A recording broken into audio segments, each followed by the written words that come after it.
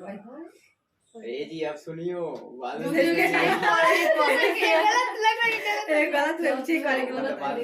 सुनिए सारे देखो तो उसका कितना देखिए बाद में को टेंशन। आज हम देखने वाले हैं 12 का हिस्ट्री चैप्टर नंबर 12, ठीक है ना। औपनिवेशिक शहर, ठीक है। तो औपनिवेशिक शहर में हम लोग आज की जो घटना देखेंगे, पूर्व औपनिवेशिक काल में कस्बे और शहर। पूर्व औपनिवेशिक काल में क्या जी, कस्बे क्या जी, शहर। औपनिवेशिक का मतलब ये होता है, मतलब यहाँ पर कोई दूसरे साम्राज्य आएगी और यहाँ पर राज्य करेगी, ठीक है ना जी।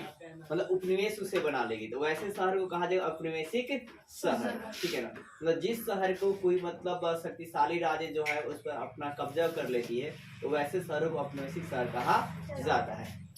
तो देखिए आपका है क्या, कस्बों को ग्रामीण इलाके के विपरीत परिभाषित किया जाता था। मतलब जो कस्बे होती थी वो ग्रामीण के विपरीत होती थी, ठीक है। और ये आर्थिक रूप से और सांस्कृतिक रूप से विकसित हो रहे थे। जो कस्बे थे वो क्या थे, आर्थिक रूप से और सांस्कृतिक रूप से क्या थे, ऊपर होते।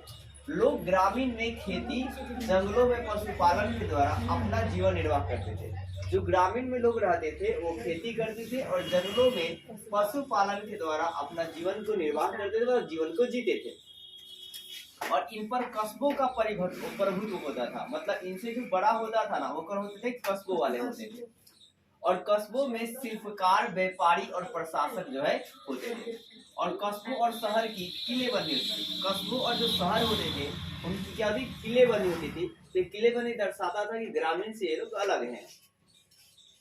फिर है क्या, किसान जो है तीर्थ करने के लिए कस्बों से ही गुजरते थे। मतलब और बहुत लंबा दूरी तय करते थे। किसान जो थे अगर तीर्थ स्थल उनको कहीं जाना है तो वो है क्या, किससे गुजरते थे, कस्बों से गुजरते हुए उनको तीर्थ की ओर जाना पड़ता था। और ये बहुत लंबी दूरी तय करना पड़ता था। फिर कस्बों पर जब आक्रमण होता था तो जो कस्बों के लोग होते थे वो गांव में ही शरण जो है ले देते थे। और फिर अपना है कि कस्बों के जो लोग हैं, जो व्यापारी उपारी है, जो सरकार है, वो अपने माल को जो है गांव में ही बेचने के लिए जाते हैं। इसके अलावा जो है 16वीं से 17वीं शताब्दी में आगरा दिल्ली लाहौर शाही प्रशासन का प्रमुख केंद्र था। तो है क्या, 16वीं 17वीं शताब्दी में आगरा दिल्ली और लाहौर का था शाही प्रशासन के प्रमुख जो है केंद्र था। फिर नगर के भीतर जो है मंदिर भी थे, मस्जिद थे, स्कूल थे, ठीक है ना, विश्वविद्यालय थे इत्यादि थे। और दक्षिण भारत में मदुरई कांचीपुरम मुख्य मंदिर केंद्र होता था। दक्षिण भारत में मदुरई और जो कांचीपुरम था वो मुख्य मंदिर क्या था, केंद्र था।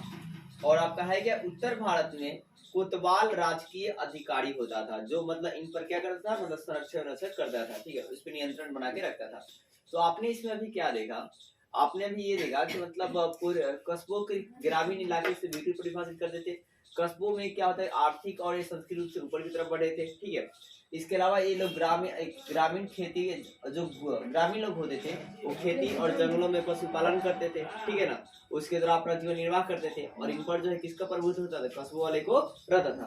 कस्बों जो है मतलब जो ग्रामीण लोग होते थे, अगर उनको मतलब तीर्थ जाना है तो कस्बों के रास्तों से होकर जाते थे। और कस्बों वाले जो लोग थे वो आपका है क्या, व्यापारी शिल्पकार जो थे, और वो अपने माल को कहाँ बेचते थे, तो गांव में ही ले जाकर वो बेचते थे। और जब उन पर अटैक होता था ये गांव में ही शरण जो वो लेते थे।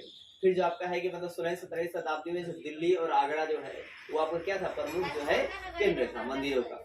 फिर आपका दक्षिण भारत की बात करें हम तो मतलब दक्षिण भारत में मदुरई और कांचीपुरम क्या था, प्रमुख जो है केंद्र था। इसके अलावा उत्तर भारत में जो कोतवाल था वो राजकीय क्या था, अधिकारी था। अब आपका है 18वीं शताब्दी में क्या है, परिवर्तन। जिस प्रकार 6वीं शताब्दी को महान परिवर्तन काल कहा था है, उसी प्रकार 18वीं शताब्दी में क्या हुआ, बहुत सारे परिवर्तन देखने को मिलते हैं। जैसे मुगल राजधानियां अपना परिवर्तन जो है खो देती है। मतलब मुगल की जो पावर है वो आहिस्ता आहिस्ता जो है 18वीं शताब्दी में कमजोर पड़ जाता है, ठीक है। और नई राजधानियां जो है विकसित होने लगती है। और जैसे लखनऊ, हैदराबाद, पूना जो आज के पुणे कहते हैं, नागपुर, तंजौर जो आज का तंजावुर कहते हैं, लोग व्यापार करने जो है यहाँ पर आने लगते हैं। मतलब जो है जैसे राजधानियां की मतलब विकास होता है तो वहीं पर लोग क्या व्यापार करने भी जाते हैं, ठीक है। और राज्य निरंतर लड़ाई के कारण भारे के सैनिक को रोजगार भी मिल जाता है। अब राज्य के निर्माण के लिए क्या होता है कि हर कोई लड़ाई करता है। अब जब लड़ाई करता है तो हमें भारे के सैनिक के लिए क्या रोजगार जो है मिल जाते हैं। फिर यूरोपीय व्यापारियों ने कंपनियों को पहले मुगल काल में ही शासन, मुगल काल से क्या था, स्थापित किया था। तो जब मुगल काल चल रहा था ना, तो उसी समय से आपका यूरोपीय जो कंपनी है वो आपका आ रही थी। जैसे भाई साहब पुर्तगाली का वही तो 1510 में, और ये कहाँ आपने कंपनी बनाया, तो पणजी यानी कि गोवा में। गोवा का क्या जी, पणजी। फिर जो डच वाले आए वो कब जी, 1605 में। कहाँ बनाया, मछलीपट्टनम, ये कहाँ है, आंध्र प्रदेश। फिर अंग्रेज भाई साहब को बनाया 1639 में। कहाँ जी, मद्रास, जो आज के क्या जी, चेन्नई। और फ्रांस वाले कब जी, 1673 में। और ये अपना मतलब कंपनी कहाँ बनाया, तो पांडिचेरी में, जो आज की पुदुचेरी के नाम से जाना जाता है। तो पहले कहते थे पांडिचेरी। ये पूछता है कि पुदुचेरी का वास्तविक नाम क्या है, पांडिचेरी, ठीक है ना। ये वर्ड मिलाइएगा अच्छा से, तो ये डाटा भी आएगा, ठीक है ना, ये ज्यादा ऑब्जेक्टिव में आता है। तो आपने अभी तक क्या देखा, मतलब 18वीं शताब्दी में परिवर्तन हुआ। क्या परिवर्तन हुआ कि मुगल की राजधानियां जो है अपने प्रभुत्व को खो चुकी थी, अपने पावर को क्या जी, खो चुकी थी। तो ऐसे में नई राजधानियों का निर्माण हो रहा था, जैसे लखनऊ का निर्माण हुआ, हैदराबाद, नागपुर, बदौरी, तंजौर, ठीक है, इत्यादि। और यहीं पर लोग व्यापार करने जाने लगे।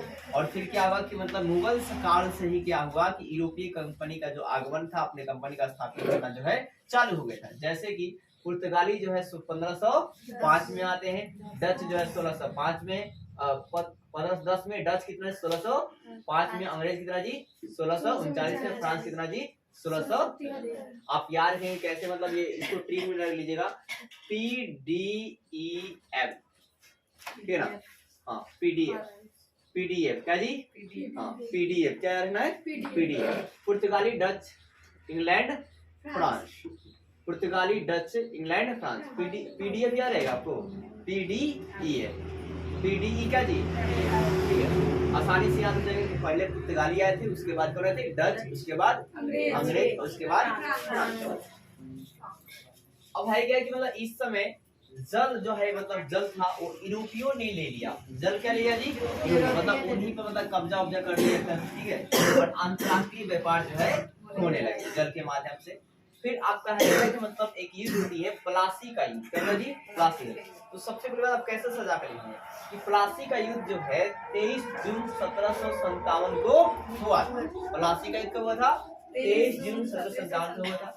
यह युद्ध सिराजुद्दौला और रॉबर्ट क्लाइव के साथ हुआ था। किसके साथ जी, सिराजुद्दौला क्या जी, रॉबर्ट क्लाइव। सिराजुद्दौला बंगाल के नवाब और रॉबर्ट क्लाइव जो है ईस्ट इंडिया कंपनी के अधिकारी थे। कौन थे, ईस्ट इंडिया कंपनी के अधिकारी थे। और इस युद्ध में जो है रॉबर्ट क्लाइव की विजयी हो जाती है और सिराजुद्दौला हार जाते हैं। और हार जाते हैं तो उसके बाद बंगाल का नवाब जो है मीर जफर को बनाया जाता है। तो सिराजुद्दौला के हारने के बाद बंगाल का नवाब किसे बनाया जाता है, तो मीर जफर को बनाते हैं। फिर से एक बार सुनिए, हमने क्या बताया, प्लासी का युद्ध इम्पोर्टेंट है। प्लासी का युद्ध 23 जून 1757 को हुई थी। यह युद्ध सिराजुद्दौला, मतलब बंगाल का नाम क्या जी, सिराजुद्दौला और रॉबर्ट क्लाइव के बीच में हुआ था। इस युद्ध में रॉबर्ट क्लाइव जाता है, विजयी होते हैं और सिराजुद्दौला हार जाते हैं।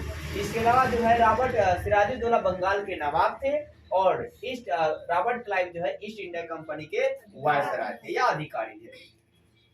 फिर बंगाल के नवाब सिराजुद्दौला के बाद बंगाल के नवाब जो है मीर जफर को बनाया जाता है। हालांकि फिर इसको भी बाद में गद्दी से हटा दिया जाता है।